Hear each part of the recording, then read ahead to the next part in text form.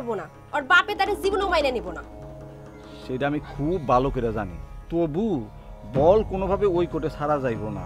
ও আইলে ওর লগে তুই কয়েকটা দিন খেলবি, খেইলা দিলে শেষ মুহূর্তে লাত্তি দিয়ে একদম বাইক করে দিবি, তখনই দেখবি তালুকদার কপালে একটা জুতার বাড়ি পড়ছে।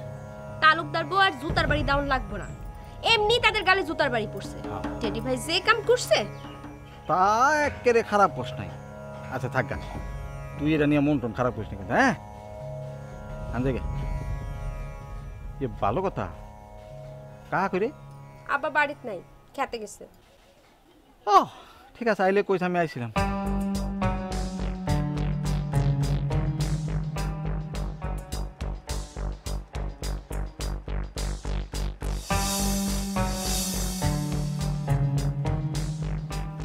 টেডি ভাই এটা কি করলো কত আব্বা? গ্রামের মানুষের কাছে তো আমাকে মান সম্মান কিছু থাকলো না। মন্ডল রাম করে হাসাহাসি করতেছে, যা তা কইতেছে আমগো নামে। এইটা হচ্ছে আমাকে ভিতর ঐক্য না থাকায়। আরে আমি চাইছিলাম যাত্রার আমার আগে এই তালুকদার বংশের মধ্যে একটা ঐক্য গড়ে তুলি। এই মন্টু আর গুড্ডি যদি আমার লগে আইতো তাহলে আমি বল পাইতাম, কিন্তু আমার লগে কেউ আইলো না। আরে ওই যে গুড্ডির তো কোনো ক্যারেক্টারই নাই। আর জব্বার ভাই মন্টুর কাছে বিক্রি হয়ে গেছে। কি কইতেছ আব্বা? জব্বার চাচা? হরে মা, তিনি মন্টুর ব্যাপারে যেমন ছাপাই গান, তাতে আমার তাই মনে হয়। আমার ধারণা তিনি মন্টুর কাছ থেকে টাকা পয়সা নেন। হইবার পারে, কারণ জব্বার চাচার অবস্থা কিন্তু খুবই খারাপ। সওয়ালটা মরে যাওয়ার পর তার অবস্থাটা খারাপ হয়ে গেছে। এটা আসলে কপাল আব্বা, নাহলে আফসার ভাই এত তাড়াতাড়ি মারা যাইব কেন? কত ভালো চাকরি করতে হয়, আর সে যদি বাইসে থাকতো চাচার অবস্থা এত খারাপ হতো না। দরকার হলে আমরা এক লগে ব্যবসা বাণিজ্য করতাম, কিন্তু সে তো আমার সাথে কোনো যোগাযোগই করলো না, কোনো কথাই কইলো না। না কয়া ওই যে মন্টুর কাছে টাকা ধার নিল। আরে মন্টুর বাপ আপনার বাড়িতে কামলা দিছে, চাকরগিরি করছে, আপনি তার কাছে টাকা ধার নেন? আপনার কি মান সম্মান বোধ কিছুই নাই? তোমার কাছে হয়তো অভাবের কথা কইতে শরম পাইছে, এর জন্য কয় নাই। আরে তার জন্য কি তার কোনো অভাব আমি বুঝতে পারি নাই? এই যে একটার পর একটা জমি যাচ্ছে, এটা কি গোপন থাকছে? আমার কাছে অভাবের কথা বললে ছোট হইতে চাই নাই, কিন্তু ওই মন্টুর কাছে ঠিকই ছোট হয়েছে। যাজ্ঞা বাদ দাও, যা হয়ে গেছে গেছে, কিন্তু টেডি ভাইয়ের কিন্তু একটা শাস্তি হওয়া লাগবে। সে যা করছে তার জন্য কিন্তু তার ছাইড়া দেওয়া যাবে না আব্বা।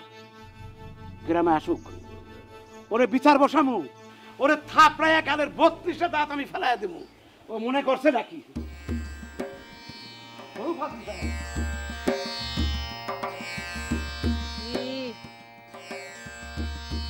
তারপরানের পাখি রে, ফিরিতি পাখি রে, নাম জ্বালা। চাচি চাচি কই যেতেছেন আপনি? নদীর কান্দায়। চাচি যে মতিন যে দেই না, ও গিয়ে না আয় না? ওর যখন দরকার পড়বো আইবো। ও চাচি চাচি আপনার লাগে আমার কথা আছে। চাচি ক চাচি আপনার দক্ষিণে যে সরা জমিটা আছে না, ওইটা আমার দরকার। কেন বর্গা নিবি? না চাচি, কি যে কন, আমি বর্গা নিমু কেন? আমি কি কৃষক নাকি? আমি যে মুসলিম চেয়ারম্যান আছে না, মুসলিম চেয়ারম্যান জমিটা কিনতে যায়। মুসলিম আমার জমি কিনবো? ওখানে চেয়ারম্যান আছে নাকি? ও তো আব্বাস চেয়ারম্যানের কাছে হারিয়ে গেছে। চাচি হে তো গতবার চেয়ারম্যান আছিল। আচ্ছা এইসব কথা বাদ দেন চাচি, এই চেয়ারম্যানে এখন একটা ধানের সাতাল দিতে চাইতেছে। আপনার জমির চারিপাশে যত জমি আছে সব কিনা ফেলাইছে, এখন গেলে আপনার জমিটা বাকি আছে। চাচি সে কইছে আপনি যত টাকা নিতে চান সে তত টাকা দিব, শুধু তার জমিটা দরকার। ওই হারামজাদা, আমার কি অভাব পড়ছে যে আমি জমি বেচা খামু? যা সর এখান থেকে। আপনি এত উত্তেজিত হন না, ঠান্ডা হন। আপনি জমিটা ছাড়েন, নইলে কিন্তু চাচি আপনি বিপদে পড়বেন। কি তুই আমারে ঠেলে দাস? চাচি আমি তো আপনারে বুঝাই। খারা রে খারা। আরে চাচি মারেন কেন? চাচি আরে মারেন কেন? ওরে বাবা, ওই হারামজাদা আমারে ঠেলে দে। হ্যাঁ আমার সাথে মাস্তানি? ওই আমি কে তুই চিনিস না? একেবারে মারে সাইজ করে ফেলামু। হারামজাদা জমি কিনবো, খারা জমি।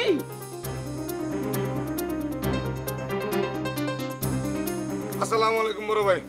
বড় ভাই আমি যে মালিকের সাথে কথা কইছি, কিন্তু হে কিছুতেই জমিটা বেচতে চাইতেছে না বড় ভাই।